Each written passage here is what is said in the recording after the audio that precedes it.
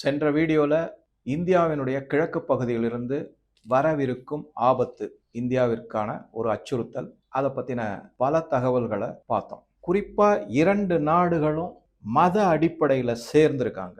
இஸ்லாம் அப்படிங்கிற மத அடிப்படையில் பாகிஸ்தான் பங்களாதேஷ் கூட சேர்ந்து பங்களாதேஷை முடுக்கி விட்டு கிழக்கு பகுதியிலிருந்து நீங்கள் இந்தியாவை தாக்குதல் செய்யுங்க, இல்லை தகாத நடவடிக்கைகளை ஈடுபடுங்க, நாங்கள் மேற்கு பகுதியிலேருந்து செய்கிறோம், சைனா வடக்கு பகுதியிலிருந்து நமக்கு சப்போர்ட் கொடுக்கும், ஆக மொத்தம் மும்முனை தாக்குதல் மாதிரி இந்தியாவை சிதைத்து விடுவோம், பொருளாதார ரீதியாகவும் வளர்ச்சியை குறைத்தும் இந்த மாதிரி மக்களுக்கு மிகப்பெரிய துன்பத்தை கொடுத்தா ஆட்டோமேட்டிக்கா மக்கள் தெருவில் இறங்கி போராடி இப்ப இருக்கிற பிரதமர் திரு மோடி அவர்களை ஆட்சியிலிருந்து அகற்றி விடுவார்கள். அதன் பிறகு வழக்கம் போல சிஐஏ தனது ஆட்டத்தை தொடர்ந்து இந்தியாவில் கால் பதித்துவிடும். இதுதான் அவங்களுடைய ஸ்ட்ராட்டஜிக் பிளான். இதுல ஓரளவுக்கு தமிழ்நாட்டில் வெற்றி அடைஞ்சிட்டாங்க. அதை நான் திருப்பி சொல்றேன். இதன் பின்னாட முதல்ல பாஜக இருந்தது, அடுத்தது சிஐஏ, ஸ்டேட்டு, மிஷனரிஸ், இன்னும் சில குழுக்கள் இருந்தது. அது என்ன டீட்டெயில்ஸ் அப்படிங்கிறது போன வீடியோவில் சொல்லியிருந்தேன். இன்னும் பல தகவல் இருக்கு, அதை அடுத்த வீடியோவில் பார்க்கலாம், மற்றொரு வீடியோவில் பார்க்கலாம். இது எதனால அப்படின்னா, ஏற்கனவே பல தகவல்களை ரெக்கார்ட் பண்ணி வச்சிருக்கேன்.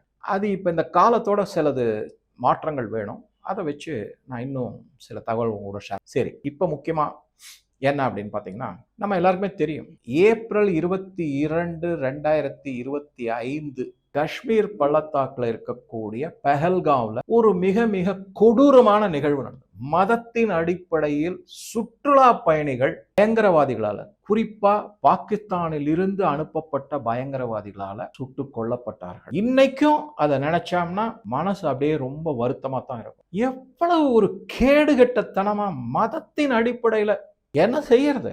தமிழக மக்கள், இந்து மக்கள் இன்னமும் 2 முக்கியமான தலங்கள், இந்துக்களினுடைய மிக புனிதமான தலங்கள், மதுரை, அங்க முஸ்தபான ஒருத்தர், அதுக்கப்புறம் சிதம்பரம், தமீமுன் அன்சாரி அவங்களை தேர்ந்தெடுத்திருக்காங்க. இவங்களை என்ன சொல்ல முடியும்? நான் அதனாலதான் திருப்பி திருப்பி சொல்றேன், தமிழ்நாடு திரு அண்ணாமலை அவர்களுக்கு இன்னும் தயாராகவில்லை. இதை சொன்னா நிறைய பேர் புரிஞ்சுக்க மாட்டேங்கிறாங்க. தயாராகவில்லை. இந்த மக்களுடைய மனநிலை சரி கிடையாது.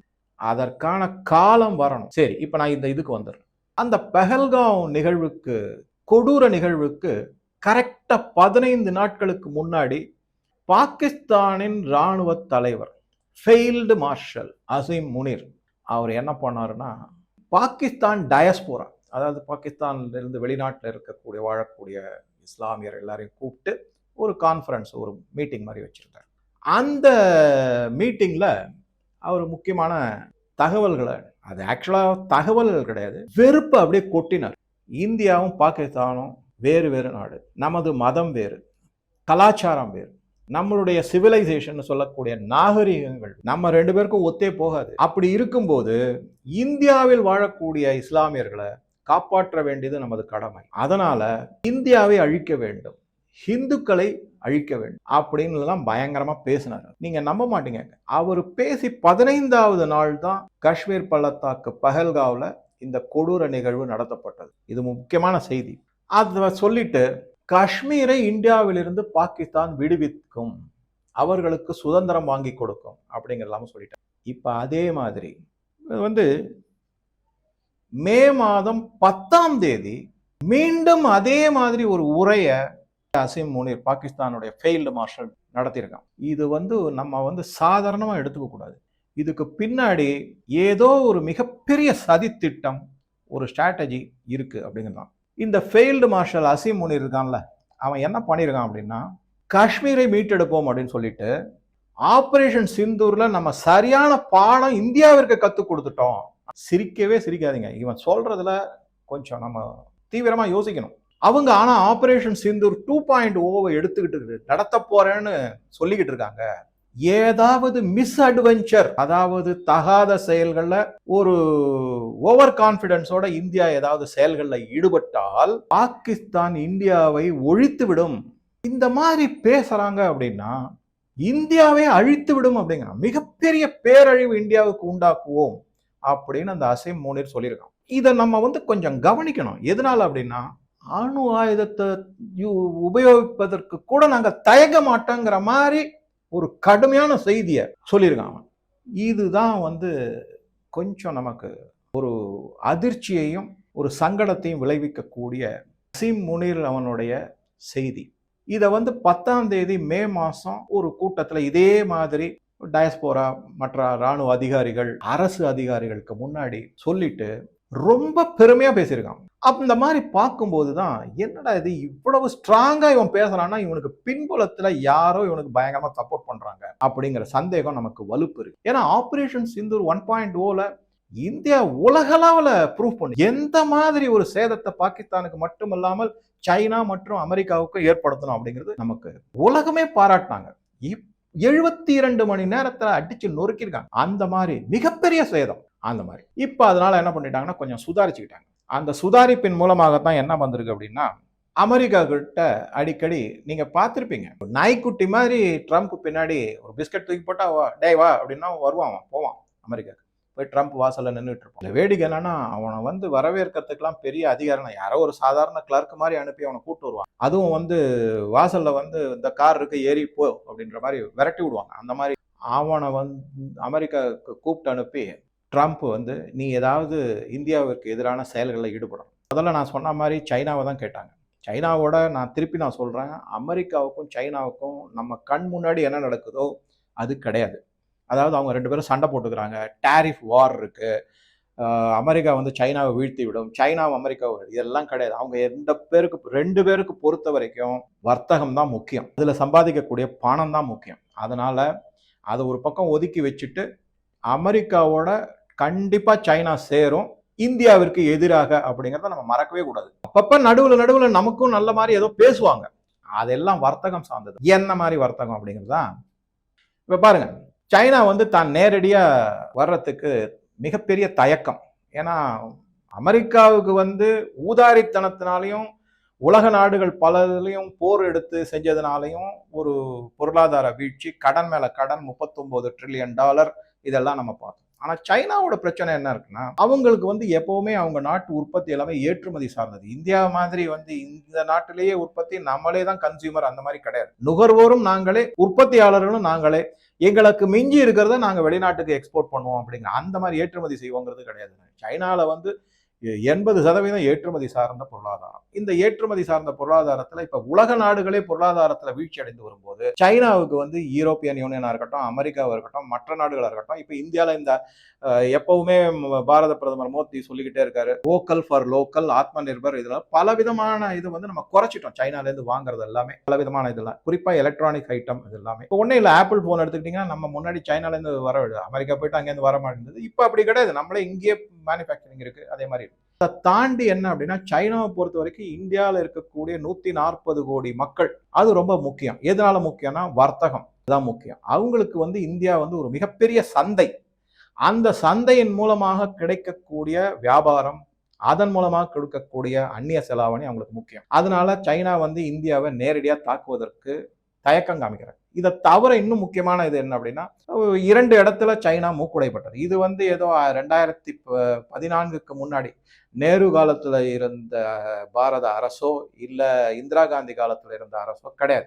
இது நயா பாரத்னு சொல்லக்கூடிய பாரதம். இது இங்க நம்ம கல்வான்லயும் சரி, அதுக்கு முன்னாடி டோக்லாம்லயும் சரி, சைனாவுக்கு சமத்தியான பதிலடி கொடுத்து அவங்க தான் பின்வாங்கி போனாங்களே தவிர இந்தியா ஒன்றும் பின்வாங்கி வரல. ராகுல் காந்தி சொல்லிக்கிட்டு இருப்பாரு, இந்தியா நிலத்தை இழந்துருச்சு, எங்களுக்கு டீட்டெயில்ஸ் கொடுங்கன்னு கேட்டுட்டு இருப்பாரு. அது எதுக்கு அப்படின்னாக்கா, நான் ஏற்கனவே ஒரு வீடியோல சொன்னதுதான். அதாவது இந்த மாதிரி கேள்வி கேட்டு வாயை புடுங்கிறதுன்னு வாங்கலாம். அது மாதிரி ஒருத்தர்கிட்ட போய் நீங்க 10 தடவை என்ன பண்ணு கேட்டுக்கிட்டு அவர் தன்னை அறியாம ஏதாவது ஒன்று சொல்லுவார், அதுதான் வாயை புடுங்கிறது. அந்த மாதிரி இந்திய அரசாங்கத்துல அவெல்லாம் ராகுல் காந்தி மாதிரி இப்ப இருக்கிற தலைவர்கள் கிடையாது. அவங்க அப்பா ராஜீவ் காந்தி மாதிரியோ, இந்திரா காந்தி மாதிரியோ, நெஹ்ரு மாதிரியோ எல்லாம் கிடையாது. இப்ப இருக்கிற தலைவர்கள்லாம் நாட்டுப்பற்று ரொம்ப அப்படியே எரி பிடிச்சிருக்காங்க நாட்டுப்பற்றோட. அதெல்லாம் ஒரு வார்த்தை வெளியே வராது. அதுக்கு பதிலா ராகுல் காந்தி தான் மூக்குடைப்பட்டார் அப்படின்னு தான் சொல்லணும். அவர் பாட்டுக்கு சொல்லிக்கிட்டு இருக்காரு, அதை பத்தி கவலைப்பட மாட்டார். அவருக்கு வெக்கம், மானம், அவமானம் அதெல்லாம் ஒண்ணுமே கிடையாது. திக் ஸ்கின்ட் அப்படி. அவர் நீங்க என்ன சொன்னாலும் சரி, எத்தனை தடவை மன்னிப்பு கேட்டுட்டாரு கோர்ட்ல போய், ஆனாலும் அவருக்கு மரியாதையும் கிடையாது, ஒண்ணும் கிடையாது. திருப்பி அதே தான் பண்ணிட்டு இருக்காரு. அவமானமே கிடையாது அவர் ராகுல் காந்தியை பொறுத்த வரைக்கும். சரி, அது ஒரு பக்கம். சைனா பாகிஸ்தானை முடுக்கி விட்டுருக்காங்க. அதனாலதான் அசீம் முனீர் என்ன சொல்லியிருக்கான் அப்படின்னா, இந்த முறை நாங்கள் இந்தியாவை மேற்கு எல்லையிலிருந்தும் கிழக்கு எல்லையிலிருந்தும் தாக்குதல் நடத்துவோம். கிழக்கு எல்லையில் தாக்குதல் மிகவும் பயங்கரமாக இருக்கும், மிகவும் தீவிரமாக இருக்கும், மிகப்பெரிய இழப்பை ஏற்படுத்தக்கூடியதாக இருக்கும். இதெல்லாம் என்ன சொல்லியிருக்காங்கன்னா, மம்தா பானர்ஜியை மனசுல வச்சுக்கிட்டு சொன்னாங்க. ஆனா நான் இந்த மேப் உங்களுக்கு போன வீடியோல காமிச்சேன் இல்லையா, பங்களாதேஷை சுத்தி ஒரே காவி மயமா இருக்கு. இப்ப அவங்களுக்கு கிளி பிடிச்சிருக்கு, ஒரே அதிர்ச்சியில உறைஞ்சு போயிருக்காங்க. அதனால என்ன பண்ணிருக்காங்கன்னா, இந்தியாவை ப்ரொவோக் பண்றது. நம்ம அமைதியா இருக்கோம், நீ அடிச்சா திருப்பி நொறுக்கிடுவோம் உங்களை. அதுவும் பங்களாதேஷ்லாம் ஒண்ணுமே கிடையாது, நம்ம இடது கையால தள்ளிட்டு போயிடலாம். இருந்தாலும் நம்ம ஜாக்கிரதையா இருக்கணும். எதனால அப்படின்னா, அமெரிக்காவினுடைய ஆயுதங்கள் வருது, துருக்கியினுடைய ட்ரோன்ஸ் எக்கச்சக்கமா இறங்கி. இதை நான் பல மாதங்களுக்கு முன்னாடியே சொல்லியிருந்தேன். பங்களாதேஷ்ல முகமது யூனுஸ் இருந்த போதே துருக்கியிலிருந்து லட்சக்கணக்கான ட்ரோன்ஸ் ஷிப் லோடு அப்படியே வந்திருக்கு. அதுல அமெரிக்க ஆயுதங்களும் வந்திருக்குன்னு அதையெல்லாம் இப்ப உபயோகப்படுத்துறதுக்காக தயார் நிலையில, அதுவும் இந்தியாவிற்கு எதிராக தயார்படுத்த இருக்காங்கன்றதுதான் முக்கியமான செய்தி. பாகிஸ்தானை பொறுத்த வரைக்கும் நான் ஒரு வார்த்தை சொல்றேன், நீங்க தப்பா நினைச்சுக்காதீங்க. மும்பையில ஒரு காமாட்டிபுரான்னு ஒரு இடம் இருக்கு. அது நீங்க என்ன எதுன்னு கொஞ்சம் பாருங்க. எனக்கு கொஞ்சம் அதாவது சங்கடமா இருக்கு, கூச்சமா இருக்கு அதை பத்தி பேசுறதுக்கு. எனக்கு அது மாதிரிலாம் பேசி ஜாஸ்தி பழக்கம் இல்லை. பட் இவங்க பண்ற அட்டூழியத்தெல்லாம் பார்க்கும்போது அதை சொல்லிதான். காமாட்டிபுரா அப்படின்னு ஒரு இடம் இருக்கு. அந்த காமாட்டிபுரா ஏரியாவு தான் பாகிஸ்தான். யாருக்கு? அமெரிக்காவுக்கும் சைனாவுக்கும். அதை நீங்க புரிஞ்சுக்கங்க தயவு செஞ்சு. ஆக மொத்தம் என்ன பண்ணுவாங்க, கிளையண்ட் என்ன சொல்றானோ அதை கேட்க வேண்டியதுதான். அந்த மாதிரி தான் அது. இதுக்கு நடுவுல இவங்களுக்கு இன்னொரு முக்கியமான செய்தி ஒன்று வந்திருக்கு. என்ன அப்படின்னா, சமீபத்தில் சிடிஎஸ், அதாவது கம்பைன்டு டிஃபென்ஸ் சர்வீசஸ் தலைவராக தமிழர் தான் ஒருத்தர். மும்பையிலே பிறந்து வளர்ந்தவர், நல்ல அனுபவம் உள்ளவர். அவர் பேர் ராஜா சுப்பிரமணியம். அவரை மத்திய அரசு பதவியில அமர்த்திருக்காங்க. இதை பத்தி உடனே ராகுல் காந்தி மற்ற வழக்கம் போல, அதாவது இந்திய நாட்டுக்கு எதிராகவும் மோடி அவர்களுக்கு எதிராகவும் பதிவு போடுறவங்க, இந்த ஒயர் இந்த மாதிரி இதெல்லாம் என்ன மாதிரி ஆர்டிக்கிள் எழுதியிருக்காங்க அப்படின்னா, இந்த ராஜா சுப்பிரமணியம் ஜூனியர் இவருக்கு இந்த பதவியை கொடுத்துருக்க கூடாது, இவருக்கு மேல பல பேர் இருக்காங்க. அதான் அவங்க ஒரு விஷயத்தை முக்கியமானதை மறந்துட்டாங்க. என்ன அப்படின்னா, இந்த ராஜா சுப்பிரமணியம் அவர்களுக்கு, அதாவது நான் படிச்ச ரிப்போர்ட் படி, இந்தியாவின் கிழக்கு எல்லை பகுதியும் அதே மாதிரி மேற்கு எல்லை பகுதியிலும் இராணுவம் சார்ந்த அறிவு, அதை தவிர அவருக்குடைய அனுபவம், அது எல்லாமே திறமையாக இருக்கு. அந்த ஆங்கிள் தான் இவரை அப்பாயின்ட் பண்ணியிருக்காங்க, பதவியில் அமர்த்திருக்கு மத்திய அரசு அப்படிங்கிற செய்தி தான் அது. அப்பன்னா மத்திய அரசுமே எதிர்பார்க்கிறாங்க, 2 முனையிலிருந்து தாக்குதல் பாகிஸ்தான் மூலமாக. இதுல நல்லா கவனிக்க வேண்டியது என்னன்னா, பங்களாதேஷ் ஒரு உப்புக்கு ஜப்பானி, பாகிஸ்தான் தான் பங்களாதேஷை ஆட்டுவிக்குது. பாகிஸ்தான் ஆட்டுவிக்கிறது சைனாவும் அமெரிக்காவும். இப்படிதான் நம்ம புரிஞ்சுக்க முடியும். சார், பங்களாதேஷை ஒன்றும் செய்ய முடியாது, செய்ய முடியாது. ஏன்னா மதத்தின் அடிப்படையில ஒன்று சேரும் போது அவங்க அடிபட்டு செத்து சுண்ணாம்பாய் வரட்டும் அப்படிங்கிறது தான் நம்ம எடுத்துக்கணும். அதுக்கப்புறமா அவங்களுக்கு என்ன பதிலடி கொடுக்கணுமோ நிறைய விஷயங்கள் இருக்கு. இப்போ இன்னொரு விஷயம் கூட சொல்றேன் பாருங்களேன்.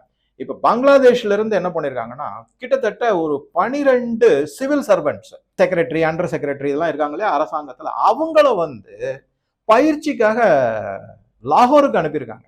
அந்த செய்தி வேற வந்திருக்கு. நீங்க அதை படிச்சு பாருங்க. இதன் முன்னாடி என்ன பண்ணிட்டு இருந்தாங்கன்னா, நம்ம இந்தியன் அட்மினிஸ்ட்ரேட்டிவ் சர்வீசஸ்லாம் இருக்கு இல்லைங்களா, அதனுடைய காலேஜ் லால் பகதூர் சாஸ்திரி காலேஜ்னு ஒன்று இருக்குன்னு நினைக்கிறேன். இதுல மொசூரின்ற இடத்துல இருக்கு, உத்தராகண்ட். அந்த இடத்துல இருக்கிற ட்ரைனிங் சென்டருக்கு தான் பங்களாதேஷ் தங்களுடைய அரசு அதிகாரிகளை ட்ரைனிங்காக அனுப்பிட்டு இருந்தாங்க. இப்ப அது அந்த ஒப்பந்தம் முடிவுக்கு வந்திருக்கு. அது தவிர விசா பிரச்சனை, இந்தியா பங்களாதேஷை ஒரு கட்டுக்குள்ள கொண்டு வரணும், இந்த மாதிரி எல்லாம் ஃப்ரீயா உங்களுக்கு. ஏன்னா இதெல்லாம் இந்திரா காந்தி நேரு காலத்துல இருந்து நடந்துகிட்டு இருக்கிற. இந்திரா காந்தி 1971 பங்களாதேஷ சுதந்திரம் வாங்கி கொடுத்ததுல இருந்து இந்த மாதிரி கூத்தெல்லாம் நடந்துகிட்டு இருக்கு. அதுக்கெல்லாம் இப்ப ஒரு முடிவு கட்டுற மாதிரி வந்தாச்சு. இப்ப அதனால பாரத பிரதமர் மோடி என்ன பண்ணாரு, அவங்களுக்கு ஒன்றும் அவ்வளவா அவங்களுக்கு ஒப்புதலும் கொடுக்கல, அதுல ஒரு ஜாஸ்தி ஒரு விருப்பமும் அவர் தெரிவிக்கல.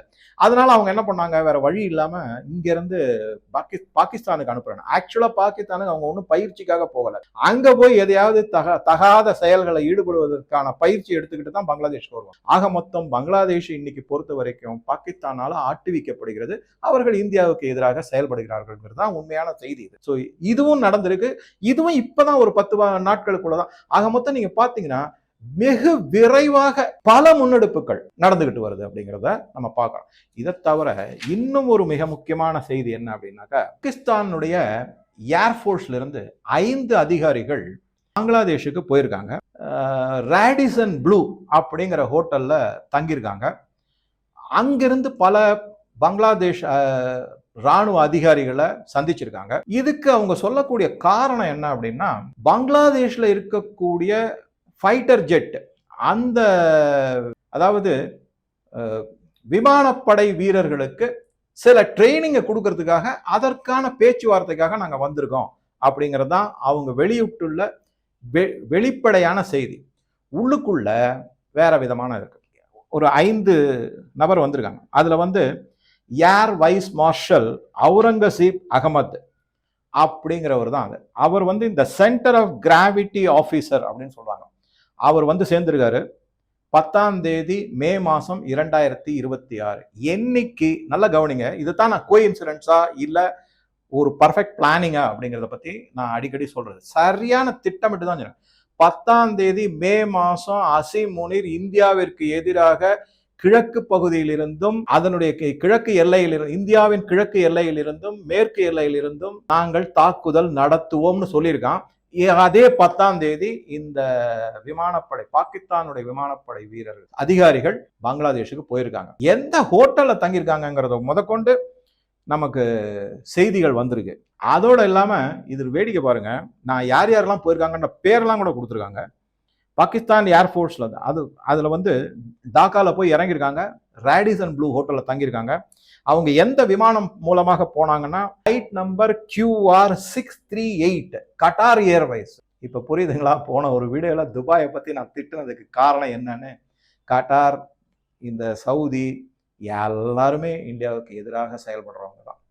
ஈரான் முதற்கொண்டு நான் சொல்றேன், இப்பவும் நான் சொல்றேன், ஈரான் முதற்கொண்டு செய்வாங்க. ஏன்னா அவங்களுக்கு மதம் தான் முக்கியம், மனிதம் முக்கியமே கிடையாது. சும்மா வெளியில சொல்லுவாங்க. இங்க கூட மனித நேய மக்கள் கட்சியெல்லாம் பேசுவாங்க. அவங்க என்ன செய்யறாங்கன்னு நீங்க போய் பார்த்துட்டு வாங்க. உள்ள பூந்து பார்த்து என்ன செய்யறாங்க அப்படின்னு போய் கேட்டுட்டு வாங்க. அதுக்கப்புறமா நம்ம பேசலாம். அதுக்கப்புறம் என்ன, அந்த அதுல வந்து கட்டார்ல இருந்து, அதாவது தோஹால இருந்து டாக்காக்கு ஃபிளைட்ல போய் இறங்கியிருக்காங்க. ஸோ இந்த மாதிரி உளவுத்துறை வந்து நமக்கு எல்லா செய்திகளையும் எடுத்து பாரத பிரதமர்கிட்ட கொடுத்துருக்காங்க, ரகசியமா கொடுத்துருக்காங்க. அதுல பல செய்திகள் வந்து இந்த மாதிரி. இதுல இன்னொரு வேடிக்கை என்னன்னா, இந்த செய்திகளை வந்து லீக் ஆகி பப்ளிஷும் ஆயிருக்கு பத்திரிகைகள்ல. சரி, ஆனா எப்படி பப்ளிஷ் பண்ணியிருக்காங்கன்னா, நாங்க வந்து பங்களாதேஷ்ல இருக்கிற விமான வீரர்களுக்கு எப்படி ஃபைட்டர் ஜெட் ட்ரைனிங்லாம் கொடுக்கறதுன்றதுக்காக பேச்சுவார்த்தை நடத்த போறோம்னு சொல்லி முடிச்சிருக்காங்க. சரி, இதுல யார் யாரெல்லாம் பாகிஸ்தான் ஆர்மில இருந்து யார் யாரெல்லாம் போயிருக்காங்கன்னா, முதல்ல நான் சொன்ன மாதிரி ஏர் வைஸ் மார்ஷல் அவர் தான். அவர் பேர் வந்து இந்த அகமது, அவுரங்கசீப் அகமது. பேரை பாருங்க, அவுரங்கசீப். இந்தியாவை சூறையாடினான் அந்த அவுரங்கசீப். சாவான்னு ஒரு படம் வந்தது, நீங்க தயவு செஞ்சு எனக்காக அதை முடிஞ்சா பாருங்க. சம்பாஜி மகாராஜனுடைய அவுரங்கசீப், மராட்டா ராஜா, அவர் மேல என்ன மாதிரி அட்டூழியம் பண்ணியிருக்காங்க அதை நீங்க கொஞ்சம் முடிஞ்சா பாருங்க. அவர் உடலை வந்து துண்டு துண்டா வெட்டி பல ஏரியால தூக்கி போட்டுட்டு வார்னிங் கொடுத்தான். யாராவது அவுரங்கசீப்புக்கு எதிராக நடவடிக்கைகள் ஈடுபட்டால் அவர்களுக்கும் இவரை மாதிரிதான் சம்பாஜி மகாராஜ் மாதிரிதான் கதி அப்படின்னு சொல்லி அந்த மாதிரி ஒரு கொடுங்கோலன் அவனை வந்து போற்றி புகழறாங்க இங்க. என்ன அதனாலதான் அந்த அவுரங்காபாத்ங்கிற பேரை எடுத்துட்டு சம்பாஜி நகர்னு பேரை மாத்திருக்காங்க பாஜக அரசுல, மகாராஷ்டிரால. சரி, அதுக்கு அடுத்தது வந்து ஏர் காமடோர்ஸ் வந்திருக்காங்க. அது வந்து என்னன்னா ஷா கலீத்னு ஒருத்தர், அதுக்கப்புறம் அப்துல் கஃபூர் புஸ்தார் அப்படிங்கிற 2வது நபர், 3வது நபரா group captain Mohammed Ali Khan, 4வதா win commander Hasan Tariq Azeez அப்படிங்கிற இவங்க எல்லாம் வந்து சேர்ந்திருக்காங்க. எங்க வந்து இறங்கியிருக்காங்கன்னா, டாக்கால இருக்கக்கூடிய ஹசரத் ஷா ஜலால் இன்டர்நேஷனல் ஏர்போர்ட். இவங்க வந்து கட்டார் ஏர்வேஸ்ல தோஹா, அதாவது பாகிஸ்தான்ல இருந்து தோஹா போயிட்டு கட்டார்ல இருக்கிற தோஹால இருந்து இங்க வந்திருக்காங்க, கட்டார் ஏர்வேஸ் மூலமா வந்திருக்காங்க அப்படிங்கிறது தான் முக்கியமான செய்தி. ஸோ இது வந்து அடுத்த வீடியோல நான் என்ன சொல்ல வரேன் அப்படின்னா, மீண்டும் இந்த பாகிஸ்தானுடைய அசீம் முனீர் மேற்கு எல்லையிலிருந்தும் இந்தியாவின் மேற்கு எல்லை மற்றும் இந்தியாவின் கிழக்கு எல்லையிலிருந்தும் நாங்கள் தாக்குதல் நடத்துவோம் அப்படிங்கிற ஒரு முனைப்புல இருக்காங்க அப்படிங்கிறதுக்காகத்தான். இதற்கு வந்து அவன் ஓப்பனா வந்து இந்தியாவிற்கு வந்து ஒரு அச்சுறுத்தல், ஒரு வார்னிங் அப்படின்லாம் கொடுத்துருக்கான். ஆனால் அது எந்த அளவுக்கு அவனுக்கு கை கொடுக்குங்கிறத நம்ம பொறுத்திருந்து பார்க்கலாம். என்ன இருந்தாலும் அசாதாரண சூழ்நிலை கூடி வருகிறது அப்படிங்கிறது தான் முக்கியமான செய்தி. இதுக்கு அடுத்த வீடியோலையும் இன்னும் இதே மாதிரி போன்ற பல தகவல்களை உங்க கூட ஷேர் பண்றேன். நீங்க பாத்தீங்கன்னா எல்லாமே ஆதாரத்தோட இருக்கக்கூடிய செய்திகள். கொஞ்சம் read in between the lines பண்ணீங்கன்னா எந்த மாதிரி ஒரு ஆபத்தும் ஒரு அசாதாரண சூழ்நிலையும் இந்தியாவை சுற்றி நிலவிக்கிட்டு இருக்கு, அதை நம்ம எப்படி எதிர்கொள்ளணும் அப்படிங்கிறது தான் மிக மிக முக்கியமானது. ஓரளவுக்காவது நமக்கும் கொஞ்சம் நாட்டுப்பற்று, எல்லாமே அரசாங்கம் செய்யும் நம்ம எதிர்பார்க்க முடியும். நம்மளுடைய கான்ட்ரிபியூஷன் அப்படிங்கிறது கொஞ்சம் இருக்கணும். அதுக்காகத்தான் நான் இந்த மாதிரி சில தகவல்களை உங்க கூட ஷேர் பண்றேன். ஸோ இந்த வீடியோவை பற்றிய கருத்துக்களை பதிவிடவும் நன்றி, வணக்கம்.